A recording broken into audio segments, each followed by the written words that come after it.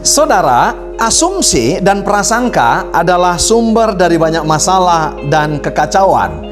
STS kita hari ini diberikan judul adalah Jangan Berasumsi. Saudaraku yang kekasih, asumsi itu kadang-kadang bukan sama orang aja. Asumsi itu, saudaraku yang kekasih, kadang-kadang kita reka-reka atau prediksi sendiri, saudara, yaitu apa? Keadaan di depan. Alkitab sudah jelas berkata, engkau tidak bisa menambahkan sahasta kepada jalan hidupmu. Yang kita bangun harusnya dalam hidup kita orang percaya, bukan asumsi seperti murid-murid ini. Yang kita bangun adalah hikmat. Karena asumsi adalah tingkat pengetahuan yang paling rendah, tapi hikmat tingkat pengetahuan yang paling tinggi. Lukas 8 ayat 24, maka datanglah murid-muridnya membangunkan dia, katanya, Guru, Guru, kita binasa. Terjemahan bahasa Indonesia masa kini dikatakan, kita celaka. Terjemahan firman Allah yang hidupnya dikatakan, kita tenggelam guru. Ia pun bangun. Siapa saudara yang bangun?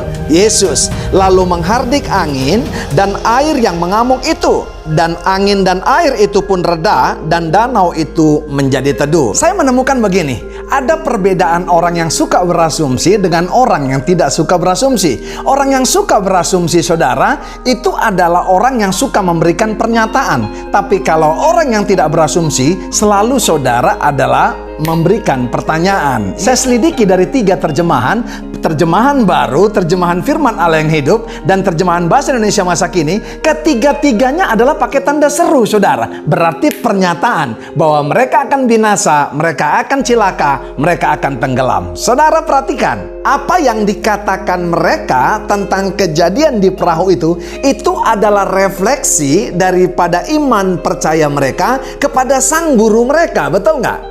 Sama dengan kita orang-orang percaya, kadang-kadang kita meragukan yaitu sumber daripada keselamatan dan sumber daripada hidup itu yang ada di tengah-tengah kita. Bahkan bukan di tengah-tengah kita, saudara, ada dalam hidup kita. Karena Alkitab berkata, ia ada dalam kita, kita ada dalam dia. Betul nggak, saudara? Iya kan? 1 kali 24 jam, 31 hari dalam sebulan, dan saudara 365 hari dalam setahun. Nggak pernah ditinggalkan, saudara. Tapi kadang-kadang kita meragukan yang namanya power daripada guru agung kita tersebut. Siogianya, murid hanya menyerahkan hidupnya kepada gurunya, mencontoh gurunya. Kalau gurunya harusnya bisa tidur, harusnya mereka bisa tidur, saudara. Jangankan saudara yang kasih Tuhan ada di tengah-tengah kita.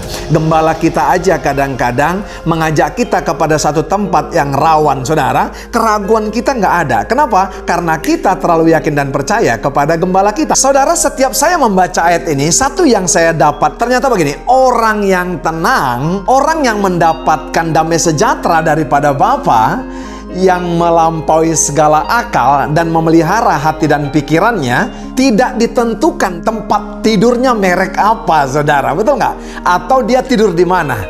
Yesus terbukti, saudara, dia bisa pulas tidur, padahal pada saat itu mereka dihantam gelombang. Murid-muridnya galau. Kenapa? Mereka hanya melihat yang di depan mata mereka, tanpa mereka sadari ada pribadi yang punya power di bumi dan di sorga yang beserta dengan mereka pada saat itu. Nah, ini konyolnya, saudara. Yang paling dahsyat dalam asumsi apa, saudara? Saya catat di sini, ada pribadi yang dapat memberikan keterangan atau data yang kita butuhkan, dan orang tersebut ada di tengah-tengah kita, dan kita tidak mau bertanya.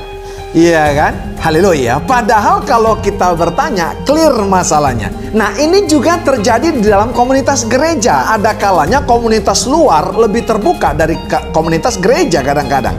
Di luar sana, kenapa orang bisa langgang persahabatannya, saudara? Karena mereka terbuka apa adanya, betul nggak? Cuma mereka tidak punya moto, ya di atas ya, tidak di atas tidak. Beda dengan gereja yang punya moto, ya di atas ya, tidak di atas tidak, tapi tidak melakukan. Makanya ada begitu banyak asumsi. Karena kita kerasa berasaskan kasih, makanya kadang-kadang kita sungkan, saudara, untuk apa? Dua kata yang saya sebut di bawah ini. Yang pertama kata apa, saudara? Kata konfirmasi, betul nggak? Haleluya, iya kan? Apa arti konfirmasi, saudara? Yaitu kata confirm, memastikan. Yang kedua adalah kata klarifikasi atau clarify, iya kan? Yaitu artinya menerangkan dan menjelaskan. Jadi saudara, kita bisa tahu sekarang kenapa muncul yang namanya asumsi, saudara. Karena belum ada yang namanya kepastian yang dapat menerangkan dan menjelaskan, tapi sudah menyimpulkan sendiri berita itu. Haleluya, iya kan?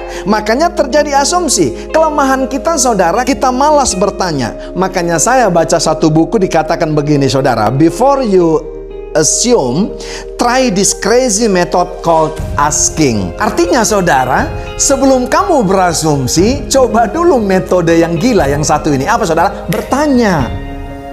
Iya kan? Supaya apa, saudara? Supaya saudara tidak mempunyai kesimpulan sendiri. Nah, seringkali saudara dapat berita, tidak saudara klarifikasi, tidak saudara confirm kepada orang yang bersangkutan. Makanya saudara punya titik persepsi sendiri buat orang tersebut. Betul nggak? Kalau saudara tanya, saudara mendapat jawaban. Artinya begini, kalaupun yang saudara tanya, yang saudara klarifikasi, yang saudara confirm orangnya, dia berbohong, itu urusannya sama Tuhan.